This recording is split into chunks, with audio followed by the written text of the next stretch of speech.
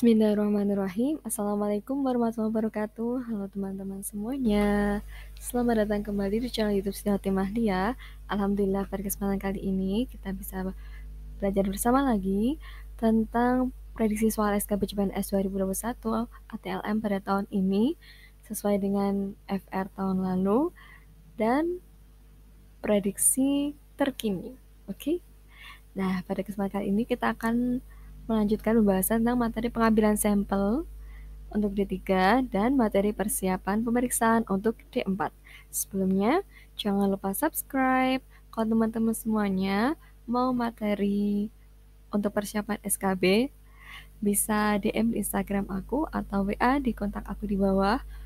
Kemudian kirim bukti subscribe-nya, nanti aku akan kirim linknya free untuk teman-teman semuanya. Oke, langsung lanjut aja kita ke nomor pertama. Sampel untuk Bacillus anthrax adalah, nah, kalau menurut aku jawabannya adalah Exsudat ulcus. Ini karena referensinya berdasarkan 95% antraks adalah antraks cutaneous atau antraks kulit, di mana sampel paling baik adalah Exsudat ulcus. Berdasarkan kandungan material di dalamnya, Exsudat dibedakan menjadi serous, serohemorrhagis, hemorrhagis, dan purulent atau pus. Jadi mungkin ada jawaban yang jawabannya itu adalah pus. Pasti dengan referensi tersendiri. Kayak tapi jika kita melihat lagi dari Exsudat ulcus ini, jadi Exsudat ulcus itu kan sudah meliputi beberapa bagian ya, yang salah satu dalamnya itu adalah pus gitu. Jadi kalau semuanya jawabannya adalah pus, berarti komponen Exsudat yang lain belum termasuk di dalam tersebut. Yaitu kalau berdasarkan referensi ini. Tapi kalau teman-teman ada referensi lain sesuai dengan keyakinan teman-teman, oke, silakan aja. Dan lanjut untuk soal nomor 2, sampel tinea pedis adalah kulit kaki atau lesi pada sela jari kaki, telapak, dan lateral punggung kaki. Pokoknya ini kan di note aja untuk tinea pedis itu kata kuncinya adalah kaki. Dan sampel untuk pemeriksaan nocardia tenuis adalah, nah, jawabannya rambut ketiak. Jadi mungkin kalau ada soal jamur, ada soal pemeriksaan yang menggunakan sampel rambut ketiak, mungkin salah satu jawabannya bisa dengan nocardia tenuis. Jadi ini tuh termasuk di trichomycosis axillaris. Trichomycosis axillaris ini disebabkan oleh nocardia tenuis atau Corynebacterium tenuis. Dan morfologinya, pada rambut ketiak terdapat kerak yang berwarna kekuningan dan lipatan kerak yang disertai koloni bakteri atau jamur. Ada beberapa yang mengatakan ini seperti bulu ayam. Kemudian patologi klinisnya, kerak pada rambut ketiak atau pubis dan keringat berwarna kemerahan dan cat. Lanjut untuk soal nomor 4, sampel untuk diagnosis lepra adalah, nah ini cukup membingungkan karena pilihan jawabannya itu mirip-mirip. Ini masih aku ingat betul ya soal tahun kemarin. Ini jawabannya adalah pilihannya kayak wajah, lengan, paha, kaki, cuping telinga, wajah, tangan, kulit, cuping telinga, kulit, wajah, lengan. Nah, ini tuh sebenarnya kalau untuk diagnosis lepra bisa menggunakan semuanya gitu ya, tapi ini tuh kayak agak menjebak gitu ya pertanyaannya. Terus kalau setelah aku kaji referensi lagi untuk jawabannya, kemudian yang paling tepat adalah lesi kulit dan cuping telinga. Nah, ini berdasarkan peraturan Permenkes tentang penata laksanaan kusta ya, nomor HK 0107 Menkes 308/2019. Jadi hal pertama yang penting adalah penentuan lesi sebagai spesimen yang akan diperiksa. Nah, ini kan untuk tempat lesinya itu ya tergantung dari pasien tersebut gitu ya. Nah, lesi yang diduga memiliki kuman Mycobacterium lepra paling padat. Untuk pemeriksaan rutin umumnya dilakukan minimal pada 4-6 tempat, yaitu pada cuping telinga bagian bawah, serta lesi lain yang terlihat paling eritematosa dan infiltratif. Pengambilan bahan dilakukan dengan bantuan skalpel steril pada lesi yang telah didesinfeksi dan dijepit dengan ibu jari dan telunjuk hingga iskemi. Irisan dibuat sampel dermis dan melewat. Nah, ini kita note aja berdasarkan peraturan tadi. Jadi sampel untuk diagnosis lepra itu yang paling tepat diambil pada bagian cuping telinga kanan atau kiri, lesi kulit, dan kelainan kulit yang aktif. Mungkin nanti akan ada pilihan jawaban yang menjebak ya. Kemudian untuk soal nomor 5, waktu pengambilan sampel untuk gall kultur adalah A. Minggu pertama timbulnya penyakit, B. Minggu kedua timbulnya penyakit, C. Minggu ketiga timbulnya penyakit, D. Minggu keempat timbulnya penyakit. Ini juga agak menjebak, karena seperti kita yang tahu ya, kalau untuk pengambilan gall kultur itu kan minggu 1 sampai minggu 2 gitu. Nah, ini ada pilihannya minggu pertama dan juga minggu kedua.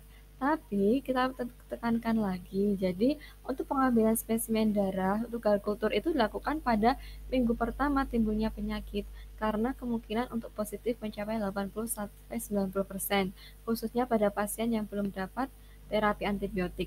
Pada minggu ketiga, kemungkinan untuk positif menjadi 20-25% dan minggu keempat hanya 10-15%.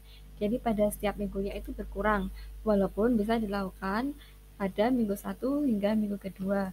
Tapi kalau ada pilihan jawabannya seperti tadi, lebih baiknya jawabannya adalah A, minggu pertama timbulnya penyakit. Kemudian nomor 6, pengambilan sampel sitologi untuk sinusitis adalah, nah ini kok langsung ada jawabannya. Ini jawabannya adalah swab mukosa hidung. Ini memang agak membingungkan ya, ada yang juga swab hidung, swab mukosa hidung, tapi pada dasarnya sih kurang lebih sama, karena ini termasuk di nasal sitologi. Dan pengambilan sampel membutuhkan pengumpulan sel dari permukaan mukosa hidung yang biasanya dilakukan dengan kuret steril sekali pakai. Ini referensinya dari National Center for Biotechnology Information. Kemudian nomor 7, pengambilan sampel histopatologi untuk sinusitis adalah ini biopsi. Banyak jawabannya biopsi ya. Kalau tadi untuk sitologinya itu menggunakan swab mukosa hidung, kalau histopatologinya ini ke biopsi. Nah, sampel biopsi biasanya akan mengungkapkan membran basal yang menebal, hiperplasia sel goblet, arsitektur kelenjar atipikal, dan infiltrasi dengan monosit. Kadang-kadang orang juga dapat melihat neutrofil dan eosinofil dalam kasus kronis. Ini referensinya di ini ya, kurang sama sih tadi yang National Center Biotechnology Information. Kemudian untuk soal selanjutnya yaitu soal nomor 8, ini masih tetap tentang sinusitis ya. Pengambilan sampel histologi untuk sinusitis untuk reaksi alergi Aspergillus adalah, walaupun jawabannya ini juga mungkin ada referensi-referensi yang bervariatif, tapi kalau aku prefer tetap ke swab mukosa hidung. Kenapa? Karena setelah aku membaca jurnal-jurnal juga ya, jadi swab mukosa hidung ini tuh diperlukan karena pada pemeriksaan histologi untuk reaksi alergi itu, hitung eosinofilnya meningkat karena reaksi alergi. Oke, lanjut ke soal nomor 9. Waktu pengambilan sampel untuk pemeriksaan difteri adalah, dan waktu pengambilan sampelnya untuk kultur yaitu hari ke-1, hari ke-2, dan hari ke-7. Soal nomor 10, lama pengiriman sampel untuk pemeriksaan difteri, yaitu, nah ini segera dikirim untuk menghindari overgrowth bakteri flora normal. Kemudian, untuk berdasarkan pedoman pencegahan dan pengendalian difteri edisi 1 tahun 2017, pengiriman sampel difteri ini tidak boleh lebih dari 48 jam setelah pengambilan. Soal nomor selanjutnya nomor 11, penyimpanan sampel swab tenggorok pada suhu ruang, suhu 37 derajat Celcius, suhu 2-8 derajat Celcius, atau suhu minus 20. Nah, jawabannya adalah suhu 2-8 derajat Celcius. Ini berdasarkan Pedoman Pencegahan dan Pengendalian Difteri edisi 1 tahun 2017 menyebutkan apabila sampel swab tenggorokan tidak segera diperiksa dalam 2 jam, maka transport media harus disimpan pada suhu 2-8 derajat Celcius di lemari es. Dan langsung aja masuk ke soal nomor 12. Maksimal waktu penundaan pemeriksaan SHK adalah SHK. Apa sih sebenarnya SHK itu? Jadi SHK itu adalah screening hipotiroid kongenital ya. Dan ini maksimal penundaannya menurut Permenkes nomor 78 tahun 2014, pengiriman spesimen yang paling ideal tidak lebih dari 7 hari sejak spesimen diambil dan lama perjalanan pengiriman tidak lebih dari 3 hari. SHK ini adalah screening pada bayi baru lahir ya, untuk mengetahui apakah bayi tersebut mengalami hipotiroid atau tidak. Dan soal nomor selanjutnya nomor 13, sampel untuk pemeriksaan CA125 adalah jawabannya adalah serum. Jadi CA125 itu merupakan pemeriksaan enzim immunoassay untuk menguji secara kuantitatif adanya antigen kanker ovarium CA125 di dalam serum manusia. Dan soal nomor 14, sampel untuk pemeriksaan G6PD adalah darah ETA. Jadi G6PD itu merupakan enzim yang berperan dalam proses pembentukan dan perombakan sel darah merah. G6PD dapat mencegah hemolisis pada eritrosit. Kelainan enzim G6PD menyebabkan proses pembentukan dan perombakan sel darah merah menjadi tidak normal dan sel darah merah mudah pecah atau hemolitik.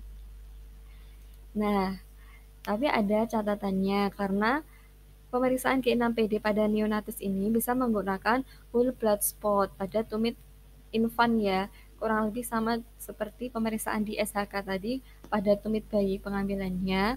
Kemudian dia menggunakan kertas Whatman ukuran 903 specimen collection paper. Dan darah ini harus memenuhi lingkaran di kertas saring.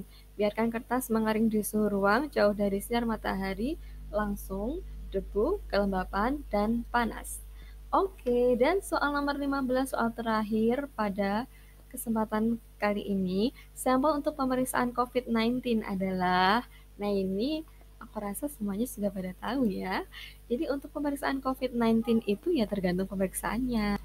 Nah, kalau pemeriksaan yang dilakukan itu untuk pemeriksaan mengetahui